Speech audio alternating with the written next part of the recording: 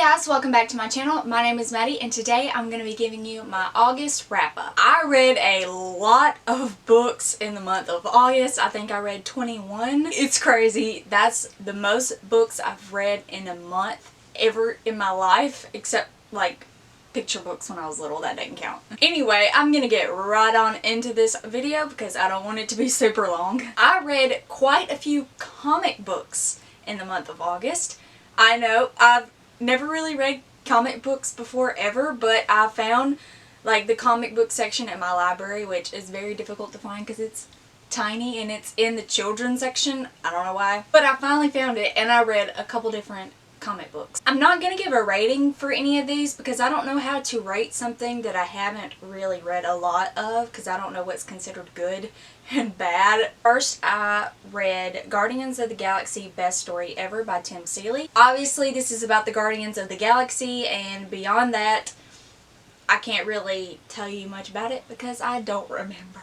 I also read some more Marvel comics. I read Attack of the 50-Foot Girl by Jeff Parker, Medieval Woman by Jeff Parker, The Avenging Seven by Jeff Parker, and A Not So Beautiful Mind, Jeff Parker, and Even a Hawkeye Can Cry, Jeff Parker. And all of those were following some of the Avengers, some of the X-Men, and some of the Guardians of the Galaxy. They're all kind of blending together in my mind, so I don't really remember my individual thoughts on them since I didn't give them ratings.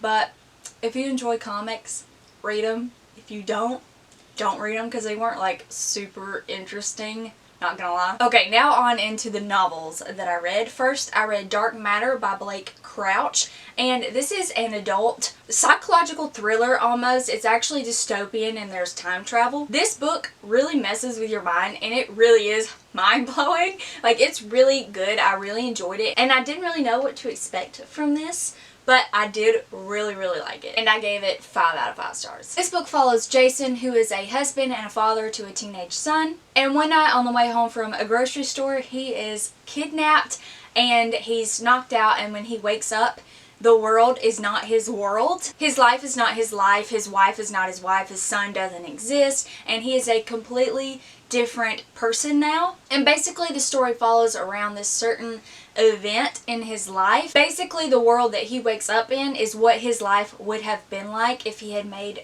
a different decision when he was younger. And then Jason has to go through time and try and find his specific world so that he can get back to his life. It is really good. Next, I read Owl of the Lost by Melissa De La Cruz. This is book 1 in the Descendants series, and I know Descendants, but for some reason, even though they're super cheesy, like cringy at times movies, I love them, okay? So I decided to finally read this book series. I don't know what it is about these characters or the story, honestly. I just love it. It's one of my guilty pleasures that I try not to tell people that I actually like, but let me know in the comments down below if you're an adult and you enjoy watching Descendants, because I do. This book is actually a prequel to the first movie and I really liked it. This is how all of the main characters actually become friends. They all band together and go on a journey to find Maleficent's scepter because they find evidence that it wasn't actually destroyed and it is still somewhere on the island. This is obviously middle grade, but I really enjoyed it. I thought it was really fun. I enjoyed the character development, and it's interesting to go back to the beginning and see what kind of people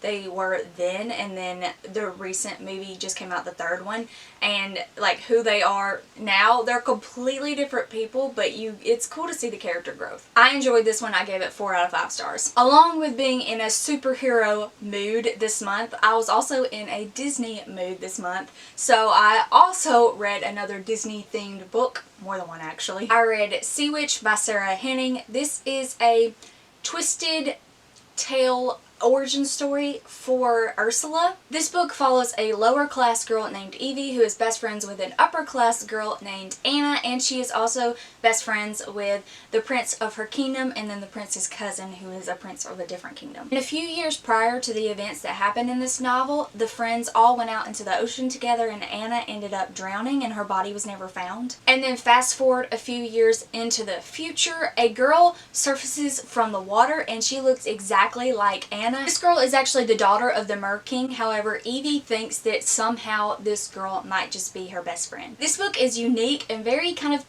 dark and twisted at times. I really liked this book. I like how the story progressed, and I can't tell you without spoiling the ending, but I like how things went down. I liked the growth in the characters and their relationships. It was a little predictable at times, but then again, it does kind of read like a young YA. I gave this book 4 out of 5 stars, although I'm kind of leaning more towards 3.75, 3.5. And if you want to find out how Ursula became Ursula the Sea Witch, you'll have to read to find out. Next, I read Hero at the Fall by Alwyn Hamilton. This is book 3 to the Rebel of the Sands trilogy, the 3rd and final book, and I loved it. I love this series. I can't believe I was sleeping on it for a few years, however long it was, I don't know. I definitely recommend it if you're into fantasy or Persian or Arabian-esque cultures and characters. This book has a really cool and unique magic system. I love the powers in this book because some of these characters are actually children of genies, so they are only half human and each one has their own magical ability. This book follows a teenage girl named Amani who disguises herself as a boy because she doesn't want anyone to know her true identity,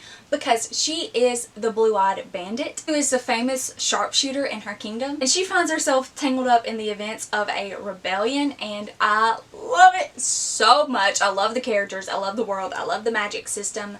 5 out of 5 recommend. Definitely, for sure. Next, I read an adult historical fiction, All the Light We Cannot See by Anthony Doerr. Not gonna lie, I was somewhat let down by this book. This book follows a young French girl and a young German soldier during the events of World War II. And one of the main characters, Marie-Laure, is actually blind, and her father works at the Museum of Natural History in Paris. And he is carrying a very large diamond he has to smuggle out of the museum and get it away because the Germans are advancing into Paris. And the other main character, Warner, is an orphan and he is recruited, and the book follows the story of his training and going into war. I gave this book 4 stars, but I will say I didn't really care for the characters that much. I didn't feel like there was a whole lot of depth to them, honestly, and the plot was lacking for me. It was very slow and there wasn't a lot that happened. So if you don't need a lot of plot in your novels, this one I think you will really, really enjoy. However, if you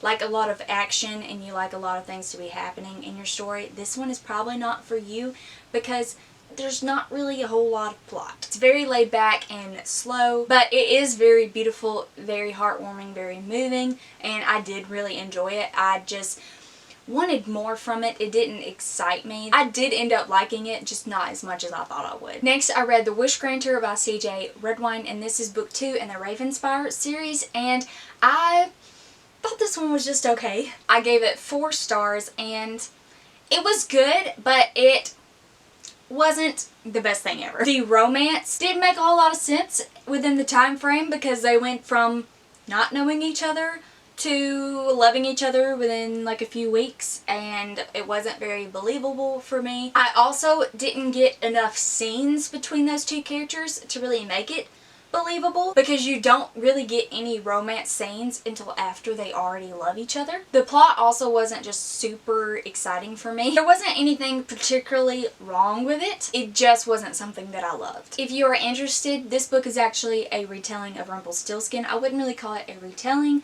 more of just a story, a reimagined story about Rumpelstiltskin. His character was interesting, but not what I expected. He was also just completely ruthless and didn't have a heart, so his character and his actions weren't redeemable in any type of way. I didn't feel for his character at all because he was just truly evil. I feel like villains need to be written in a way that you can kind of understand where they're coming from and you can understand what they're doing. You can empathize with them a little bit. Like, they have to have even just like a little seed of something that makes you empathize with them or sympathize with them, and his character didn't have that at all. He was just evil. He had no heart, and so his character wasn't really fun to read about. Overall though, I did like the book and I gave it 4 stars. It was fun. Next, I read Night of Cake and Puppets by Laini Taylor. This is a novella to the Daughter of Smoke and Bone trilogy, and it follows characters Zoo and Mick on their first date, really their first encounter with each other and how they came to be together. I really enjoyed being back in this world and I love these characters, so it was nice to be in their head for a change. However, the romance wasn't very believable for me because this is set within the time frame of the first book. And if you've read this series, you know by the end of the first book they are in love and they are together. And this is how they met. This is like their first interaction, and it was also kind of like a first date. Basically, these characters see each other from afar all the time, and they are major crushing on each other, but neither one has the guts to go up and speak to the other person. And one night, Zoo actually gives clues to Mick and takes him on this scavenger hunt across town that leads him to her. It's actually really cute, but just again, not believable. They don't love each other per se by the end of this novella, but to me, you can't really like someone like they do in the novella if you've never spoken to them before. It was cute, it was fun, I love the characters, I love the world, so I gave it 5 out of 5 stars. It just didn't really make a whole lot of sense considering they're in love during the same time frame of the first book. That's the only problem I have with it. And continuing with the Disney themed books, I read The Forbidden Wish by Jessica Corey, and I really like this one. This is obviously a retelling of Aladdin. However, there is a twist. The genie is actually a girl. And assume what you wish from that statement. I really like this one. I love the world of the genies. I love Aladdin. I love that movie so much. So this is the perfect retelling for me, honestly. This is actually my first Aladdin retelling, so if you have any other Aladdin retelling recommendations, leave them in the comments down below for me. I really appreciated the differences between this book and the Disney movie. Because of those differences, I didn't know what was going to happen around every corner. I didn't know what the characters were going to do, and I didn't know how the plot was going to play out because there were a perfect amount of similarities and differences between the book and the movie. This book has a very unique way of telling the story of Aladdin, and I really liked it. I had fun with it. I liked the characters. I loved the romance, and I can't tell you what, spoiling it, but I liked the princess character in here as well, and I liked her personality and her tenacity, and that's all I'm going to say without spoiling anything. 4.25 out of 5 stars. Next I read We Are Okay by Nina LaCour. This book was not what I expected. This book follows a girl named Marin whose grandfather recently passed away, and he was her guardian. He was the one that raised her, and after his death she up and leaves her entire life without really telling the people that she loves where she's going, and she goes off to college and is out on her own and has no contact really with the people she left behind. And then after her first semester of college during Christmas break, her best friend Mabel, who she left behind, actually comes to visit her at college and stays with her in the dorms, all with the goal of trying to get her to return home and come live with her. This book deals a lot with friendships and family, found family, the murkiness and gray area between relationships with people that you love. And by that I mean questioning what type of love you have for that person, whether it's platonic, romantic, what have you. And then obviously this book deals with grief. I enjoyed this one, but it wasn't what I expected, which I was actually pleasantly surprised by. However, it just didn't blow me away. I expected to really love this book because most people do, and it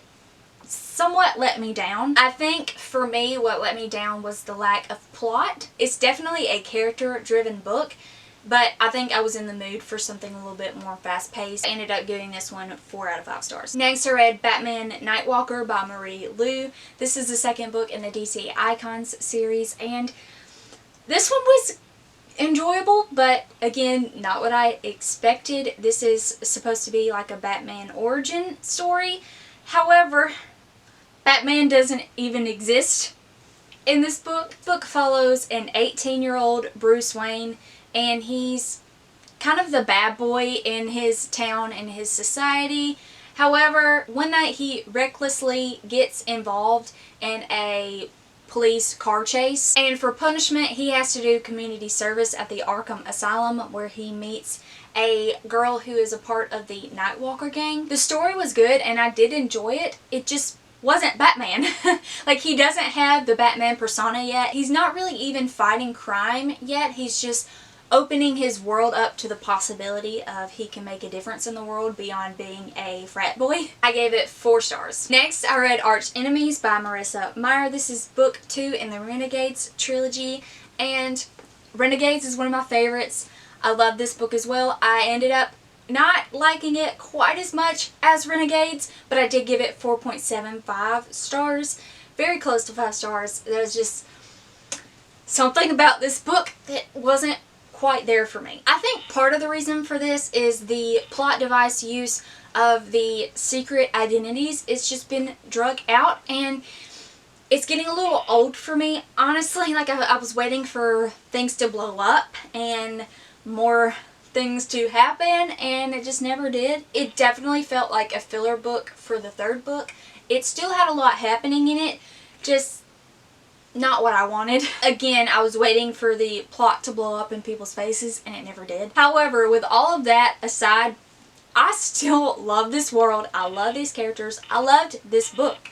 It was just that was the tiny flaw that I had with it. If you are unaware, this series is set in a dystopian world in which superpowers exist, and there are the Renegades, who are the superheroes who are basically the government now, and then there are the villains, the supervillains of the story, who are the anarchists. One of the main characters, Nova, is a part of the anarchists, and the other main character is a part of the Renegades, and he is the son of two of the founding members of the Renegades. I really, really love this series so far, and the third book is coming out in a few months, and I'm very excited about it, so it's the perfect time to catch up and read the first 2 books if you are interested. Next, I read The Fill-In Boyfriend by Casey West. This is a trashy YA romance, honestly, but if you're in the mood for something like that, I definitely recommend this one. If you are not into the super cheesy teenage drama, definitely don't recommend this one for you. This follows a girl named Gia who is like the most popular girl in school.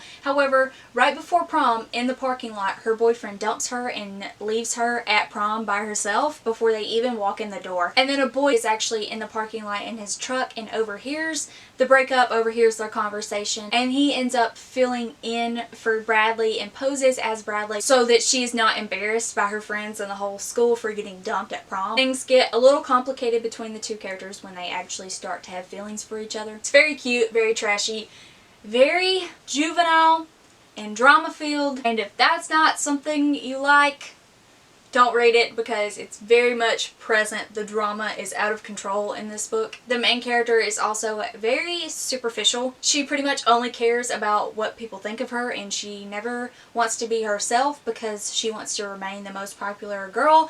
And she has this feud with one of the friends in her friend group, but they actually hate each other and they're fighting for power to be the girl in their group. Very juvenile.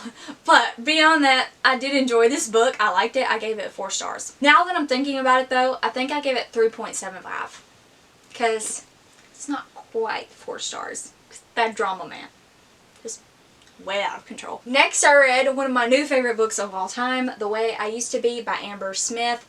Wow, I love this book so much. This is a very hard-hitting, emotional contemporary, and although it is YA, there are some graphic scenes in here. So if you are young, I don't recommend this book because it actually follows a 14-year-old girl who is raped by her brother's best friend. Definitely trigger warnings for rape because you are there with the main character as she's being raped, so it's very hard-hitting, very emotional, and I do not want anyone to be triggered by this book because these scenes are there. Also, you are in the main character's head as she processes and deals with this traumatic event, and it follows her life throughout high school, and it follows her in her recovery process, and as she starts to be interested in boys. She is trying to move on with her life and not let that event prevent her from living. However, it's very difficult when you have PTSD from something like this. This book is truly amazing with the mental health representation. Truly amazing. I cannot stress that enough. If you have been through a similar experience as this main character and you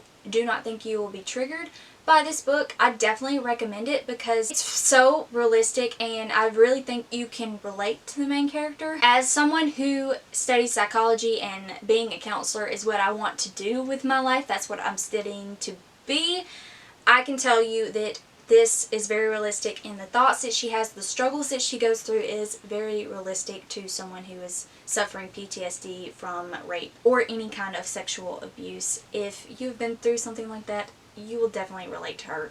It is amazing. Amazing. I cannot stress that enough. This book is so good. The mental health representation is so good. Read it. Unless you're going to be triggered. Don't read it if you're going to be triggered, because seriously, it gets difficult to read at times. Of course, 5 out of 5 stars. 5+ stars, honestly. Next, I read Deceptive by Emily Lloyd Jones. This is book 2 to the Elusive Duology, and this is set in a dystopian world in which this virus broke out, and it was very deadly, and so they had to come up with a vaccine as soon as possible to combat this virus, and the vaccine wasn't really tested, and it turns out that it gives people superpowers. The main character is an illusionist, meaning she can make people see whatever she wants them to see. She can make herself be invisible. She can make herself appear to be someone else. She can change the scenery around her and make people literally see whatever she wants them to see. And she is actually part of a white-collar criminal gang. They are art thieves, however, she, through a series of events, gets wrapped up in some mobsters, and the story goes from there. I love this duology. If you haven't read it yet, it's highly underrated. I gave this book 5 out of 5 stars. And lastly, I read Warcross by Marie Lu. This is also a dystopian novel, and it is set in a world with virtual realities, and in this world, the most popular game that exists is this virtual reality game called Warcross, and everyone participates in Warcross. If you are not a competitor, you are a spectator. Everyone, if they're not at work or school or whatever it is that they're doing with their lives, they are tuned in to Warcross. And it is so popular that there are actually international competitions in which people place bets on who they think which team's gonna win. And the main character of this story is a teenage girl named Amika Chin, who is a hacker and a bounty hunter. She hunts down people from the black market who are on the most wanted list, and she collects bounties, and that is how she makes a living for her and her sister. However, one day one of her hacks goes wrong, and she accidentally hacks herself into the international game of Warcross, in which the whole world is watching and they see her face, and she is actually tracked down by the creator of Warcross, and he wants her to work for him to pose as a competitor in the game in order to track down someone who is also hacking his network and causing a lot of problems for his company, for him and his business. This book is really good. It's super interesting. I loved the virtual reality aspect of this book because it's not something that I have read a lot about. I liked the direction that the story took, and I gave this book 4 out of 5 stars. I don't think I liked it enough to continue on with the rest of the series, and I know people really love this book, and I did enjoy it too, just not enough to continue on because there are so many different books that I want to read that are on my TBR, and I will never get to them if I keep reading books that I am only half interested in reading. So I probably won't be finishing the rest of the series. And those are all of the books that I read in the month of August. I am honestly super impressed with myself that I read that much. I don't even know how I did that. And then again, a lot of them were comic books, so that helps. Let me know in the comments down below if you have read any of these books and what your thoughts were on them. If you like this video, please give it a thumbs up and subscribe to my channel if you want to see more bookish content by me. I hope y'all have a wonderful day, and I will see you in my next video. Bye.